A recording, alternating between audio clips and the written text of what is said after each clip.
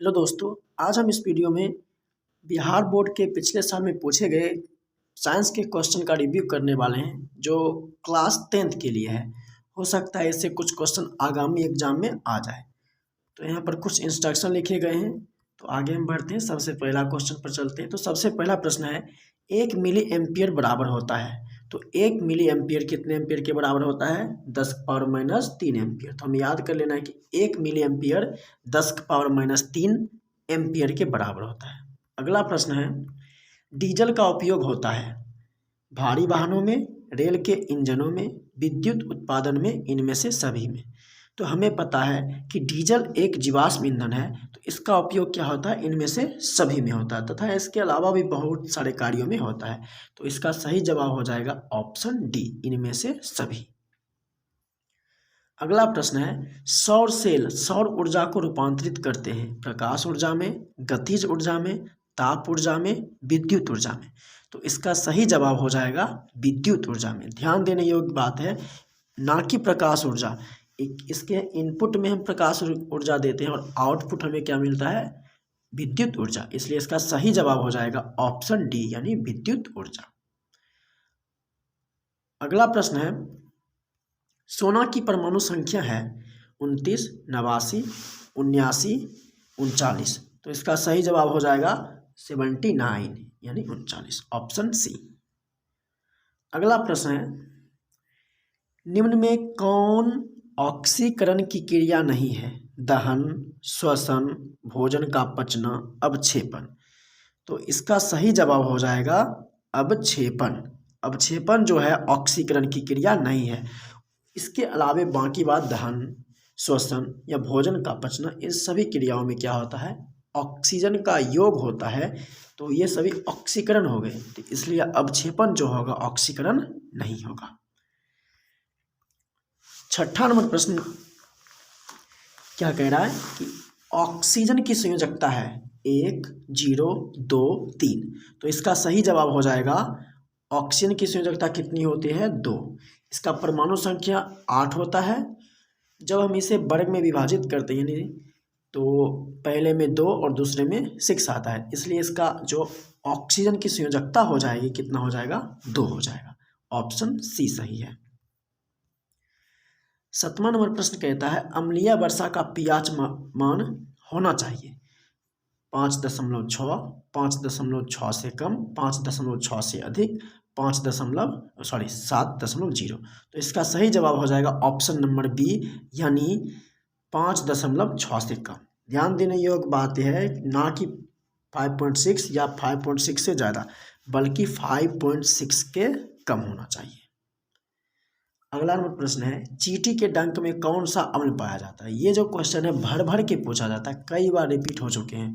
तो एथेनॉइक अम्ल, सिट्रिक अम्ल, मेथेनॉइक अम्ल, ऑक्जेलिक अम्ल। इसका सही जवाब हो जाएगा ऑप्शन सी, यानी मेथेनॉइक अम्ल। अगला नंबर प्रश्न है, निम्नलिखित में कौन सा संवहन उत्तक है? संवहन उत्तक क्या कहलाता है? जो भोजन या मतलब किसी भी चीज़ का ट्रांसपोर्टेशन करता है, यानी एक स्थान से दूसरे स्थान तक ले जाता है। तो मुख्य रूप से पेड़ पौधा में जो है संवहन उत्तक कितने हैं? 2 हैं, एक जाइलम और एक फ्लोएम। और यहाँ से और भी प्रश्न पूछे जा सकते हैं। जाइलम जो है वो किसका संवहन करता है? जल का। कैसे याद करेंगे? ज्वा से जाइलम, इसलिए ज्वा से जल। तो जाइलम किसका संवहन करेगा? जल का। और फ्लोएम किसका करेगा? भोजन का। लेकिन यहाँ पर पूछा जाए कौन सा संवहन है, तो संवहन क्या है? फ्लोएम भी है और जाइलम भी है, इसलिए इसका सही जवाब हो जाएगा ऑप्शन डी, यानी बी एवं सी दोनों। अगला प्रश्न है, प्रोटोजोआ उत्सर्जी पदार्थों का निष्कासन कैसे करता है? परासरण द्वारा, विसरण द्वारा, अवशोषण द्वारा, निष्कासन द्वारा। तो इसलिए इसका सही जवाब हो जाएगा विसरण द्वारा। जो प्रोटोजोआ है वो अपने उत्सर्जी पदार्थों का क्या करता है? निष्कासन विसरण क्रिया द्वारा करता है। ऑप्शन नंबर बी सही है। अगला प्रश्न है, मनुष्य के सबसे बड़ी ग्रंथि है अग्नाशय, अंडाशय, एड्रीनल, यकृत। तो इसका सही जवाब हो जाएगा यकृत, यानी लीवर जो है मनुष्य के सबसे बड़ी ग्रंथि है। अगला नंबर प्रश्न कहा गया है कि शरीर का संतुलन बनाए रखता है सेरिबेलम, क्रेमियम, मस्तिष्क स्टेम, सेरिब्रम। इसका सही जवाब हो जाएगा सेरिबेलम, जिसे हम क्या कहते हैं, अनुमस्तिष्क कहते हैं। इसका सही जवाब हो जाएगा सेरिबेलम। 13 नंबर प्रश्न है, किशोरावस्था में होने वाले शारीरिक परिवर्तन का कारण है टेस्टोस्टेरोन, एस्ट्रोजन, थायरॉक्सिन, एवं बी दोनों।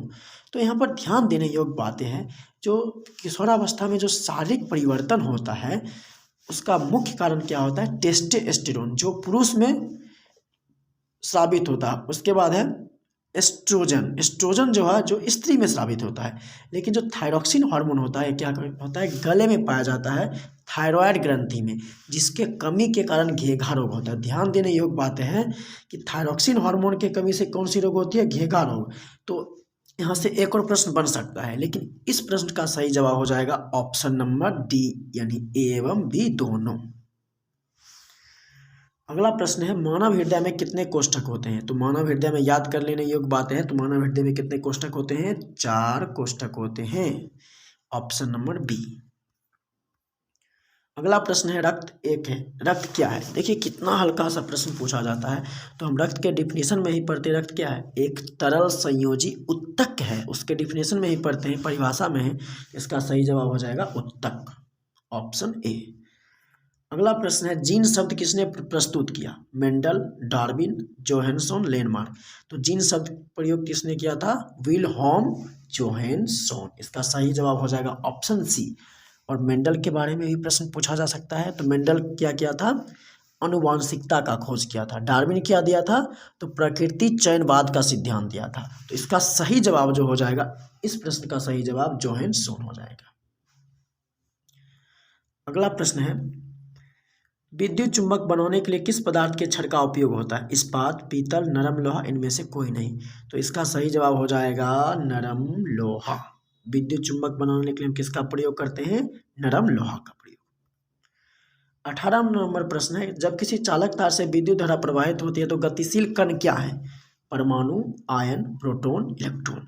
तो इसका सही जवाब हो जाएगा इलेक्ट्रॉन। आप पढ़े भी होंगे कि इलेक्ट्रॉन के स्थानांतरण को ही क्या कहते हैं, विद्युत धारा। अर्थात इलेक्ट्रॉन जब एक स्थान से दूसरे स्थान जाता है तो क्या कहलाता है, विद्युत धारा उत्पन्न होता है। और ये याद रख लेनी बात है कि सामान्य रूप से जो इलेक्ट्रॉन की गति होती है धारा के विपरीत में, यानी यदि करेंट उत्तर से दक्षिण जा रही है तो इलेक्ट्रॉन जो जाएगी दक्षिण से उत्तर जाएगी, हमेशा अपोजिट डायरेक्शन। 19 नंबर प्रश्न है, ओम का नियम है। तो ओम का नियम क्या है, V बराबर IR। बहुत बहुत मस्त प्रश्न है। इसका सब्जेक्टिव में भी कई बार पूछा जाता है कि ओम के नियम को लिखकर साबित करिए। ऐसे भी इसको याद कर लेने कि ओम का नियम क्या है, V = IR। अगला नंबर 20 नंबर प्रश्न है, विभवांतर का SI मात्रक है जूल, वाट, एम्पियर, वोल्ट। तो विभवांतर का SI मात्रक क्या होता है, वोल्ट होता है। और बाकी बात जो 3 अन्य मात्रक है उसको भी हम बता देते हैं। जूल जो होता है किसका मात्रक होता है, तो जूल होता है किसका मात्रक, ऊर्जा का। किसका मात्रक होता है, ऊर्जा या कार्य, पूछा जा सकता है। जूल किसका मात्रक होता है, ऊर्जा या कार्य। एम्पियर किसका मात्रक होता है, तो विद्युत धारा का। एम्पियर किसका मात्रक होता है, विद्युत धारा का। उसके बाद वाट जो किसका मात्रक होता है, तो वाट होता है मात्रक किसका, शक्ति का। किसका मात्रक होता है, शक्ति का। तो ये सभी प्रश्न हैं। उसके बाद है, तो बाकी बात प्रश्न को हम कल करेंगे।